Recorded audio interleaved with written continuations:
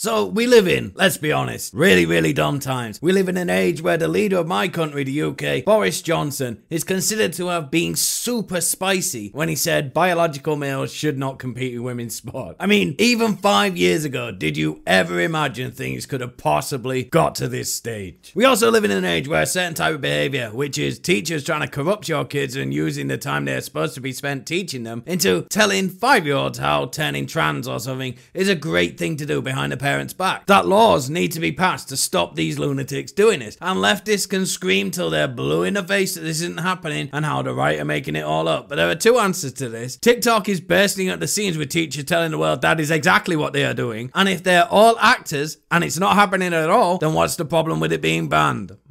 So we covered many times on this channel how because the Florida parental rights in education bill is just common sense basically, the left had to lie about it and pretended it's solely about banning the word gay. Because snappy soundbites is the only thing that gets the dumbest people in society riled up, because they sure as heck won't do any research themselves. Just spoon feed me my daily outrage in nicely digestible buzzwords, please, sir. So everyone on the right has just been saying okay groomer to people losing their minds about a bill that bans grooming kids, which has sent the left into a tailspin. Oh no, their lies and dishonest behavior is coming home to roost after all this time. It's almost like they pushed too far or something, and demanding the right to do weird stuff with other people's children is the last straw. Funny that, isn't it? Even the right's version of AOC, but she's nowhere near as hot, but says an equal amount of dumb stuff just like her, Marjorie Taylor Greene has weighed in with this great soundbite. So the right's getting soundbites of their own. Point though where the Democrats are the party of pedophiles. The Democrats are the party of princess predators from Disney. The Democrats are the party of teachers, elementary school teachers trying to transition their elementary school age children and convince them they're a different gender.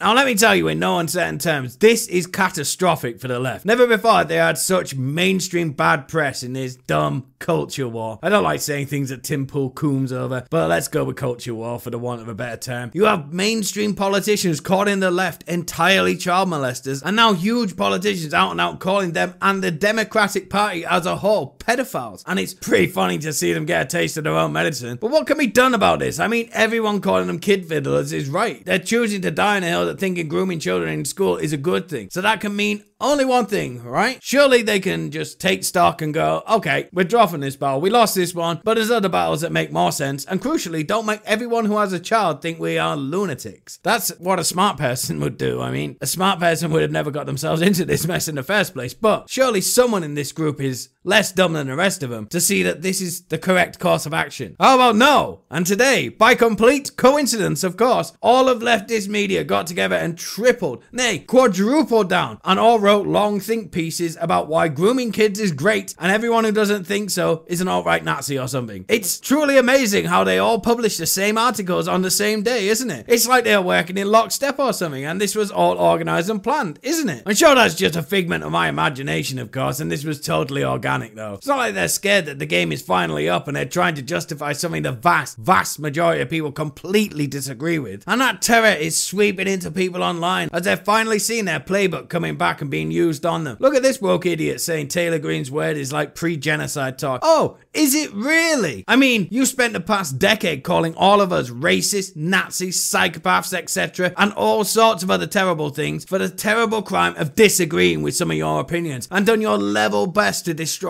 everyone's lives who dared express their views that differ to yours. Tried to use your mob to have people's jobs taken off them, their ability to use banks, got them banned from social media. Follow me on Twitter, by the way, a new account is in the description. All because we wouldn't obey you. And now suddenly the left is being called out for what it is, a group with a weird interest in other people's children. Now the right has a tactic that can definitely be used to do the exact same life ruination stuff the left has been doing for years. Now using overly charged language that can damage people permanently is a problem, is it? Oh no, what a crying shame, eh? You reap what you sow. Now I'm not of the opinion that all the left are outraged about this bill because they want to groom kids for the jailable reason you immediately think of. There's a good chunk of them that want to do that for sure, but they are outraged that they cannot turn your kids into little revolutionaries for the next generation. That's what this is all about. They can't plant the seed into becoming the next generation of leftists because their worldview is so idiotic. You have to do it while young, because unless you brainwash children into this doctrine early, the leftist viewpoint doesn't make any sense once you developed